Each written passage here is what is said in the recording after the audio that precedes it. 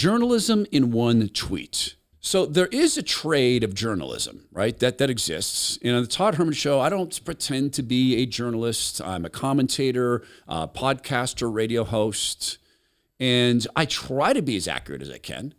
A lot of time we're commenting on the work of other people, but I try to be accurate in that. I also try not to live in a bubble. Now, that can be hard because I live in North Idaho. This is a pretty conservative area. So I try to do everything I can to read from the left. I've got a whole Twitter file or list set up of leftist accounts I follow. There's some organizations I read. Like I read The Atlantic. And a lot of times I can't help but laugh as I read The Atlantic because it is so utterly out there. Occasionally there's some decent pieces. There's some Substacks I follow I don't pay for. I only pay for conservative Substacks or Christian Substacks. But there's some Substacks I follow from the left. Some of them because of their coverage around issues I care about, like spying, etc. I learned about through Glenn Greenwald. Glenn is a leftist, although he's come around on a lot of issues. So I follow people from his universe because I don't want to live in a bubble. Because bubble thinking gets very, very dangerous, and you can end up saying things you can't later ever justify. One of the biggest bubble things I've ever seen in my life, and I've probably told this story before, this was the Manhattan moment for me, politically speaking.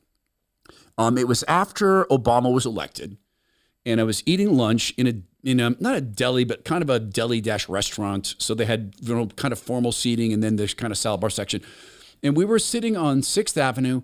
There were 6 of us, and I was seated next to the wall across the table from a woman I'd done business with for years in tech and media. She worked at ABC Disney. And this was post-election, just sitting there. And she said to me, or she said to the table, she was talking about, so glad, Barack Obama, he's a great Democrat, great progressive. And she said, I know Republicans are really upset about this. And she goes, I guess, because I've never met a Republican. And I'm sitting across from her, and I said, well, I'm a Republican.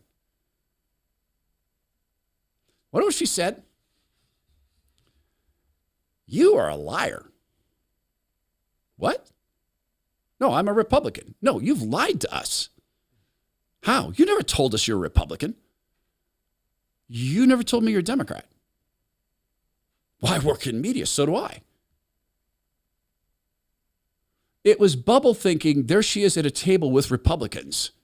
One, at least the one who would admit it. And she didn't realize this, but there's one image, one tweet, one response from Sean M. Davis that takes the bubble of journalism and puts it on glorious and disgusting display, maybe gloriously disgusting. And I'll give you just a warning. If you're looking at this on video, you may want to cleanse your eyes after this. So look what I'm going to do here. Don't use Allen soaps. Do not put Allen soaps in your eyes. I know it seems attractive because it's made in America. It's all natural. It's got no chemicals in it. The company itself exists to help people like young Alan, who's 14. He's been through 18 operations. He is the namesake of the company. He's not a mascot. He invents fragrances of soap. He works there every day. Quality control, packaging.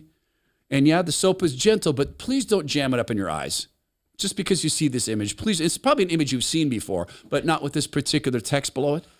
You can purchase Allen soaps and help employ people like Alan and Ian and Amy, all of them impacted by autism to one degree or another. Some of them, like Alan, nonverbal, really impacted. Go to allensoaps.com/Todd.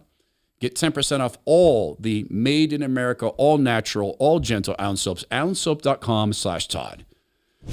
From The Atlantic, when they posted this on Twitter, if the Epstein scandal teaches us anything, it is that America needs a dedicated and decently funded group of people whose job is not just to ask questions, but to find answers. Helen Lewis writes, let's call them journalists. Let's call them journalists.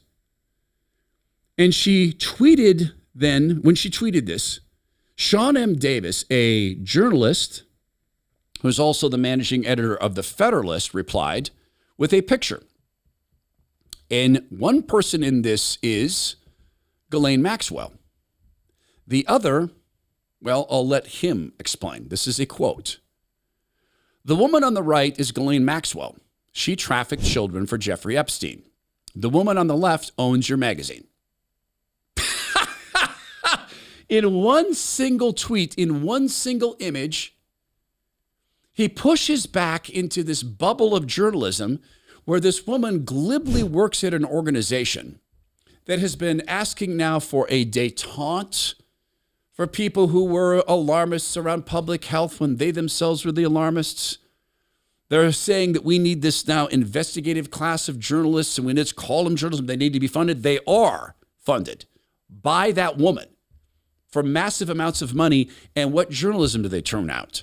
They turn out journalism that says things like, by once again going back to expose the papers, Tulsi Gabbard is doing Russia's bidding. This is what journalism is now. By exposing the fact that Russia did not, in fact, hack the elections, that things did come out of the Oval Office, you're doing Russia's bidding, but we need more funding to do more investigative work so we can more effectively ignore things like Hunter Biden laptop. Amazing bubble living, made clear in one single image in one single tweet.